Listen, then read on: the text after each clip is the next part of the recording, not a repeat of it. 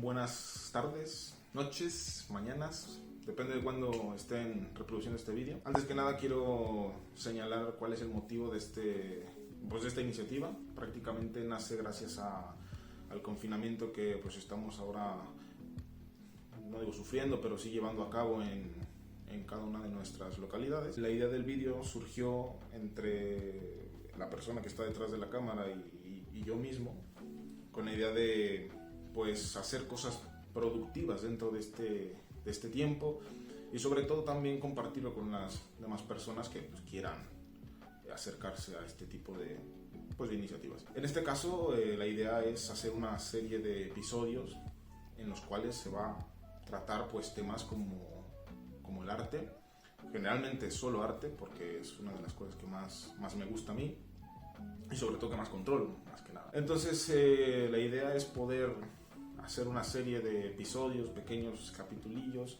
en los cuales se hable sobre las principales figuras de la historia del arte. En este caso, y pues atendiendo a que se cumplen 500 años de la muerte de este artista, pues hablaremos sobre Rafael. Y bueno, como ya lo había dicho anteriormente, en posteriores vídeos se hablará de otro tipo de artistas o otros artistas, no solamente del ámbito europeo, sino también de otros ámbitos, ya sea en el ámbito de Asia, en el ámbito de Latinoamérica, y pues si se puede hacer más vídeos de estos en los cuales pues cuando se pueda salir a la calle pues empezar a convivir con el espacio urbano y quizá presentar in situ obras de arte que se puedan encontrar en la localidad, en este caso Madrid, que es donde nos encontramos actualmente. Rafael nace en la localidad italiana de Urbino, nace en el año de 1483. Su padre es pintor, o fue pintor también. En el caso de Giovanni Santi, que era el padre de Rafael, no fue un pintor que tuvo esa gran trascendencia como en el caso de su hijo, pero que sí ayudó a que su hijo comenzase a entrar en contacto con la pintura. Rafael ayudaba a su padre, asistía a su padre cuando se disponía a pintar o se comenzaba a hacer la producción artística. Entonces, pues evidentemente es fácil pensar que una de sus principales influencias fue la de su padre. Posteriormente entraría también en contacto con Timoteo Viti, que sería un pintor formado en la escuela de El Francia, un pintor boloñés que venía asimismo de la escuela leonardesca y de la escuela de los pintores venecianos, de los primitivos venecianos. Entonces, en este sentido, las primeras pinturas de Rafael oscilarían en este tipo de producción artística de la Italia septentrional y con ciertas características que después iban a determinar la pintura de Rafael posteriormente. En el caso del año de 1501, cuando Rafael contaba simplemente con 18 años, bastante joven, sino que adoptó el tema clásico de las tres gracias, en el cual en este cuadro podemos ver cómo Rafael, con un ritmo sutil y con una serenidad en las figuras, conquista al espectador, una belleza que además iba a ser característica de su producción pictórica, una belleza que haría que su pintura fuese fácil al observador y además fuese agradable al primer golpe de vista, algo también muy característico de Rafael y que lo acompañará durante toda su vida, toda su carrera artística. Posteriormente también y por de la mano de su padre entraría en contacto con el pintor Perugino. Perugino, cuando vio los dibujos del joven Rafael, quedó prendado, digámoslo así, de la producción y de su destreza al momento de dibujar, que lo admitió enseguida en su taller. En el año de 1505, Rafael se va directamente a Florencia, pone su taller allí. Increíblemente entra en contacto también ahí pues, con las obras artísticas de otros grandes maestros del Renacimiento, no solamente en pintura, sino también en arquitectura y en escultura, ¿no? Llámese Donatello, llámese Brunelleschi, o llámese el propio Verrocchio, que sería el maestro de Leonardo da Vinci. En este momento Rafael encuentra en las calles florentinas su estilo propio, un estilo que lo iba a definir a él, un estilo, digámoslo así, rafaelesco puramente. Pero sería hasta el año 1508 aproximadamente cuando por encargo papal tiene que irse a Roma. En este entonces Roma era un sitio en el cual muchos artistas acudían, pues llamado principalmente del Estado papal, para, en este caso, en el caso de Rafael particularmente, pues para entrar en ese proyecto de embellecimiento de las estancias papales, que hoy en día se conocen como las estancias de Rafael, en donde iba a ser Rafael el que iba a dedicarse a decorar los frescos de estas tres estancias, que son de planta aproximadamente cuadrada, con ventanales en sus dos lados simplemente, por tanto tenía poca iluminación estos espacios, y además pues una cúpula muy baja también, una bóveda de arista baja. Entonces en este espacio Rafael comenzaría a crear estos frescos hasta llegar aproximadamente a la tercera estancia, que es donde simplemente, o bueno, donde se cree que Rafael solamente se dedicó a hacer los bocetos, y sus discípulos ya comenzaban la creación del espacio, del fresco ya en la pared. Bueno, y sería en este espacio donde aparecería una de las obras más icónicas de Rafael. Cuando abrimos un libro de historia del arte, o cuando abrimos una enciclopedia y aparece el tema del Renacimiento, aparecen obras icónicas, como puede ser la Última Cena de Leonardo da Vinci, la Mona Lisa, aparece también el David de Miguel Ángel, la Capilla Sixtina. Pues en el caso de Rafael sería la Escuela de Atenas. Bueno, como ya había dicho, la Escuela de Atenas es una de las pinturas más importantes en el caso de Rafael.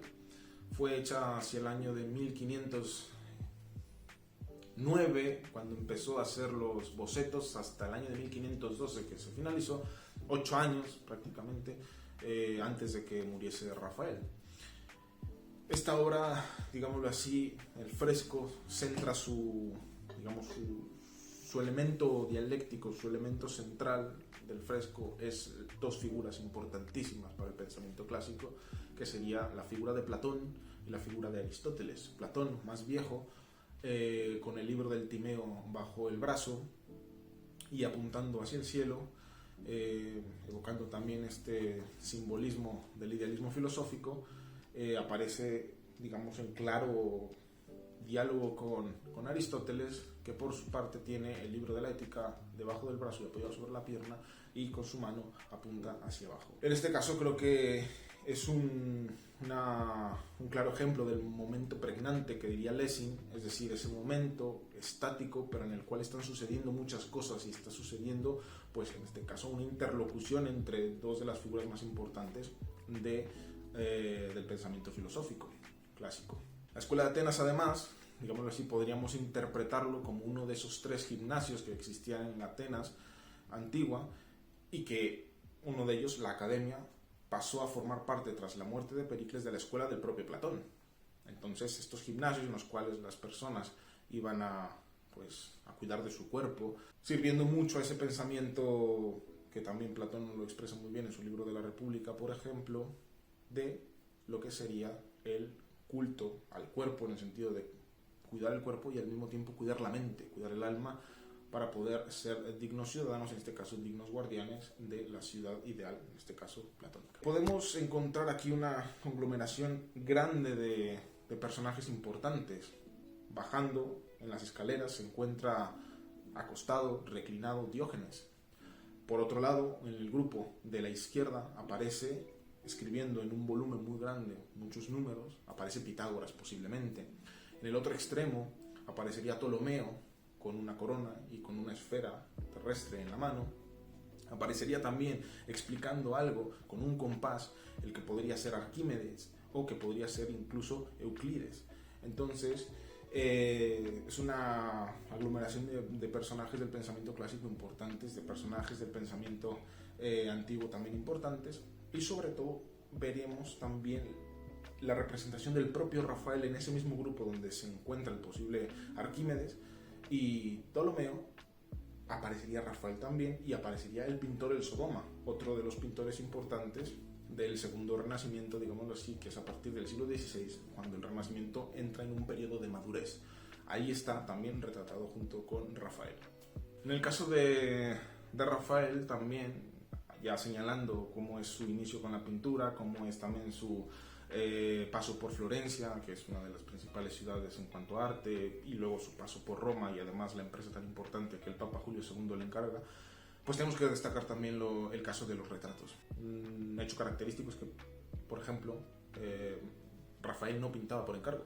Rafael pintaba por voluntad artística, si se quiere, por deseo artístico, de poder expresar en sus producciones y en sus cuadros aquellas características que formaban parte de la personalidad de estos personajes, es decir, de sus amigos, de sus protectores, que eran gente importante del círculo romano o del círculo italiano en general. En el caso de una de las obras que más le vincularía con ese rasgo leonardesco, concretamente con la pintura de la Gioconda, sería la mujer con unicornio, una mujer en la cual podemos ver esa evasión leonardesca y esos rasgos leonardescos también en el rostro, y que, quitando la sonrisa enigmática de la Gioconda, nos recordaría mucho este cuadro.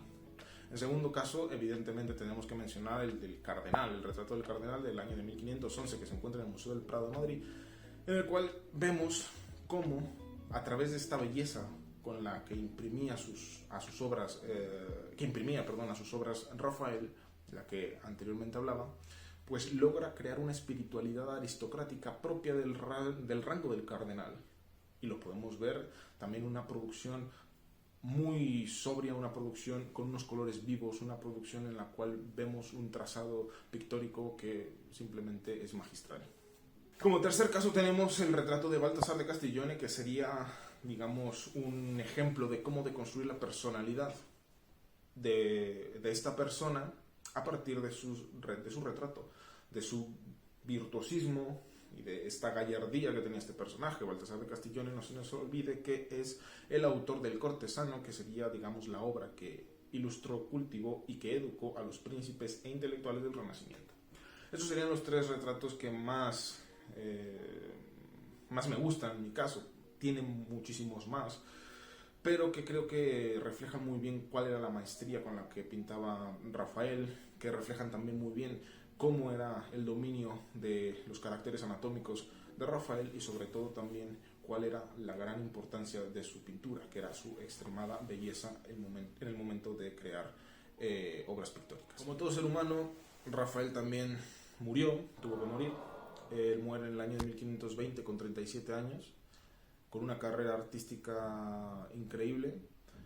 Fue sepultado en el Panteón Romano, en la ciudad de Roma, este edificio que fue empezado por Agripa, continuado por Adriano, y que en época cristiana pasó a ser la iglesia de Santa María de los Mártires. Su sepulcro se abrió posteriormente, se reconstruyó la lápida, y bueno, digamos que este sería el final de uno de los artistas que inclusive ya hasta en sus últimos momentos siguió dando muestras de brillantez, y sobre todo también de experimentar, ¿no? Llegar inclusive a experimentar con modos y con estilos propios de Miguel Ángel. Fue tanta su brillantez que el propio Miguel Ángel quiso atribuirle la decoración de la Capilla Sixtina, tanto de Juicio Final como de la bóveda, a él, porque él decía que él no era pintor, que prefería que Rafael fuese el que se encargase de esta magna obra. Pero por caprichos papales fue Miguel Ángel quien tuvo que realizar otras de las magnas obras de la historia del arte. En este caso es uno de los artistas del Renacimiento más importantes, y que sobre todo define la cuestión de genio que tanto oscilaba en estos momentos y que se continuaría en el barroco y que seguiríamos viendo en otras épocas artísticas. Y sobre todo también vemos cuál es la evolución de un renacimiento, de ese renacimiento del 300, del 400, hasta este renacimiento maduro, este renacimiento ya más formado, que sería denominado como segundo renacimiento. Y sobre todo también veremos cómo es el ascenso que tenían los pintores desde la época clásica, en la cual los pintores no pintaban nada, ahora sí, no tenían ese reconocimiento que podrían tener en la época del siglo XVI, y que gente no les reconocía, como el propio Séneca lo dice, ¿no? Que en esas esculturas de dioses se tiene que honrar a los dioses, mientras que a los pintores se les va a despreciar. Creo que es un claro ejemplo de cuál es el ascenso del pintor, y sobre todo es una de las vidas más importantes de la historia del arte. Y bueno, como ya lo había dicho en el principio del vídeo, no iba a ser una gran charla sobre la vida de Rafael, pero sí dar unos breves brochazos de su vida, de su formación, y sobre todo también pues exponer ante el que quiera ver este vídeo pues lo que en mi manera de pensar es uno de los grandes genios del Renacimiento italiano. Una vez expuesto todo esto y con este look tan ridículo que tengo, pues estoy abierto a cualquier tipo de sugerencia, crítica, insulto, lo que quieran. Si quieren algún tipo de tema en específico que pueda desarrollar o que les sea de su interés, pues también. Creo que el próximo video que haremos también estará formando parte de la temática renacentista. No sé si Miguel Ángel, no sé si Leonardo. Miguel Ángel o Leonardo. Miguel Ángel. Miguel Ángel. Entonces, pues, si hay cualquier tipo de duda, cualquier tipo de sugerencia, pues es bienvenida.